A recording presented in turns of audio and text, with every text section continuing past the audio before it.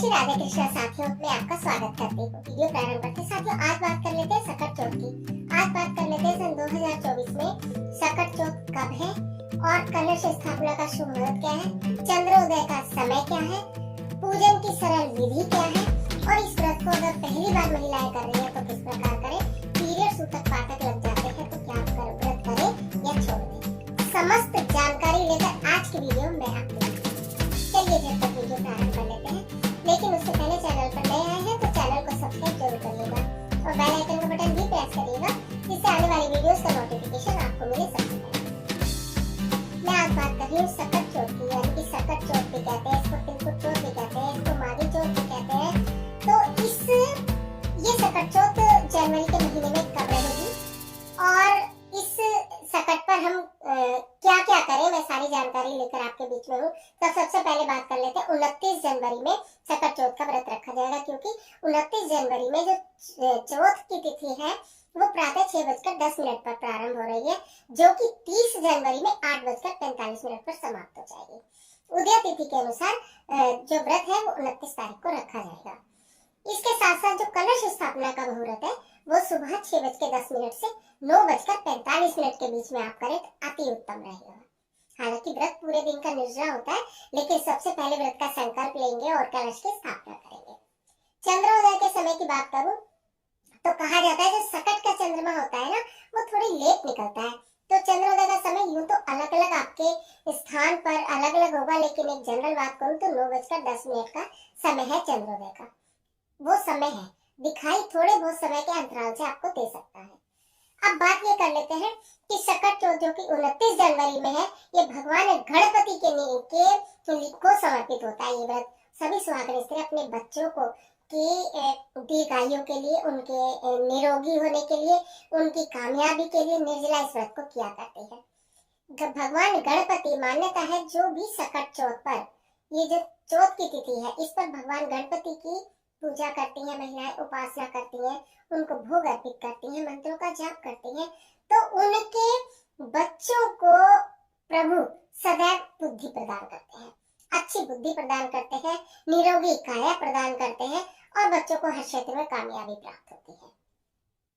अब बताऊं सरल पूजन विधि। सबसे पहले कि करना क्या है आपको, सबसे पहले देखिए, नहा धोकर स्वच्छ वस्त्र आप धारण करेंगे और हो सकता है संभव हो तो आप अपने नहाने के पानी में थोड़ी सी एक चुटकी, या मतलब एक चुटकी बोल के 2 तार दूर्वा घास के भी आप डाल सकते हैं और उसके बाद स्नान करेंगे। एक आप मंदिर में ही अपनी मूर्ति स्थापित कर रहे हैं गणपति महाराज की तो अच्छी बात है।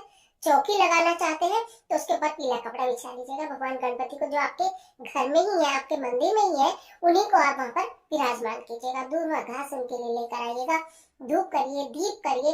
जो कलश का स्थापना का बराबर होता है, कलश लेंगे लोटा, जिसके का की अर्घ्य चंद्रमा को दिया जाता है, तो उस अर्घ में आप थोड़ा सा गंगा जल डालेंगे, थोड़ी सी उसमें भी आप दूर्वा घास डालेंगे, थोड़ी सी कुमकुम डालेंगे, एक सुपारी डालेंगे और अक्षत डालेंगे। ये कलश आपका तैयार हो गया। उसके ऊपर कुछ लोग नारियल रखते हैं, अगर आप नारियल नहीं रख पा रहे हैं या नहीं रखा आपके यहाँ जाता है तो जो आपके ऊपर के यहाँ रखा जाता है वो रख दीजिए, नहीं तो आम के या अशोक के पत्ते लगाकर एक कटोरी में थोड़े से चावल रख दिए जाते हैं। कहने का जो है, कलश हमेशा भरा हुआ और ऊपर से ढका हुआ होना चाहिए। ये विधि है कलश स्थापना की, ये आप कर लीजिएगा। क्योंकि हो सकता है कि जो मेरी बहनें हैं वो वर्किंग हो और व्रत रखना चाहे, तो मैं साधारण विधि ही बता रही हूँ। आप अपने घर के मंदिर में ही भगवान जी का थोड़ा अपने स्थान से आगे करके और ये सारा कार्य कर लीजिएगा। एक लोटा भर के रखिएगा, संकल्प लीजिएगा, हाथ में थोड़े से चावल और दूर्वा घास लेकर संकल्प लीजिएगा, कहे गणपति महाराज, ये सकट चौथ का व्रत मैं अपने बच्चों के निमित्त, अपने परिवार की खुशहाली के निमित्त, अपने बच्चों की कामयाबी के निमित्त कर रही हूँ। आप इसे सफल करने में मेरी मदद करना और मेरे इस व्रत को स्वीकार कर अपनी कृपा दृष्टि बनाकर रखना। ऐसा कहने के बाद जो आपके हाथ में दूर्वा घास और चावल होंगे वो आप भगवान जी के चरणों में अर्पित कर देते हैं। ये हो गया संकल्प। फिर आपने पूजन विधि मैंने बताई है कि साधारण चीजों से आप धूप लेंगे, दीप लेंगे, सिंदूर लेंगे, पीले रंग का फूल लेंगे, दूर्वा घास लेंगे, एक जनेऊ लेंगे जो गणपति जी को आप वस्त्र स्वरूप अर्पित करेंगे।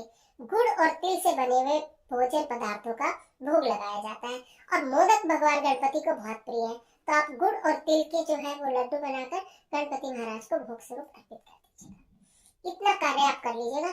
कुछ लोग कथा प्रारंभ में ही कह देते हैं कुछ लोग के यहाँ कथा शाम को कही जाती है, तो आपके यहाँ कथा कहने का जो भी नियम हो, जिस तरह जिस समय पर आप कथा कहानी कहते हो वो जरूर कहिएगा। गणेश जी महाराज आरती करें और रात को अर्घ देने का विशेष महत्व है। ये सारी जानकारी हो गई, सरल पूजन विधि हो गई, कथा हो गई, समय का सारा बता रही है। अब बात ये करते हैं कि अगर आप गर्भवती हैं या आपके घर में सूतक पातक लगे हैं या पीरियड है, तो हम क्या करें? व्रत को नहीं छोड़ना है। अगर आप पहले से इस व्रत को करते चली आ रही हैं, व्रत बीच में नहीं छोड़ना, कंडीशन कुछ भी हो। अगर आप गर्भवती हैं तो आप थोड़ा बहुत खाते पीते व्रत को रखें। खाते पीते का मतलब मेरा यह है कि आप चाय पी सकते हैं, आप फ्रूट खा सकते हैं, अगर जूस पी लेना चाहे जूस पी सकते हैं, ड्राई फ्रूट्स खा सकते हैं, लेकिन व्रत जरूर करेंगे क्योंकि संतान आपके बाहर नहीं है तो यहाँ पर है, तो इसलिए आपको व्रत करना ही चाहिए। अगर पहली बार आपने अब तक व्रत नहीं किया है और आप गर्भवती हैं और आप सोचे कि व्रत उठाए क्या नहीं उठाए, तो जी हाँ, आप उठा सकते हो। इस व्रत को भगवान गणपति से प्रार्थना करना, आपके घर एक बुद्धिमान बालक का जन्म होगा। ठीक है। अगर पीरियड आपको आ जाते हैं तो भी आप व्रत जो है वो आप बिल्कुल छोड़ेंगे नहीं। चंद्रमा को अर्घ देने के लिए या जो कलश रखने का है वो आप अपने पति से करा सकते हैं, अपने बच्चों से करा सकते हैं, घर का कोई बड़ा भी कर सकता है, कोई महिला पुरुष कोई भी कर देगा।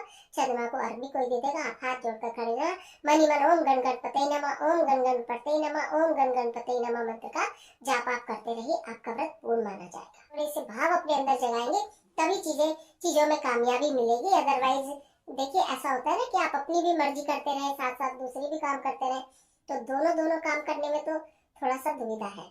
तो इसलिए इन बातों को आप ध्यान में रखिएगा।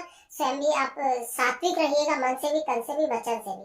किसी का बुरा भला मत कहिएगा। किस दिन चूहा हो, कोई कीट हो, कोई पतंगा हो, कोशिश ये करिएगा, चाहे आपके घर में बहुत सारे मूषक हो रहे हो, चूहे हो रहे हो, कि उस दिन हाथ जोड़कर अवॉइड करिएगा, कुछ ऐसा कार्य नहीं करिएगा, तो उससे भी आपको व्रत में जो है लाभ मिलेगा। अच्छी लगे तो लाइक कीजिए, चाहे अपने फ्रेंड के साथ शेयर कीजिए और कमेंट बॉक्स में ओम गण गणपते नमः लिखना बिल्कुल मत भूलिए।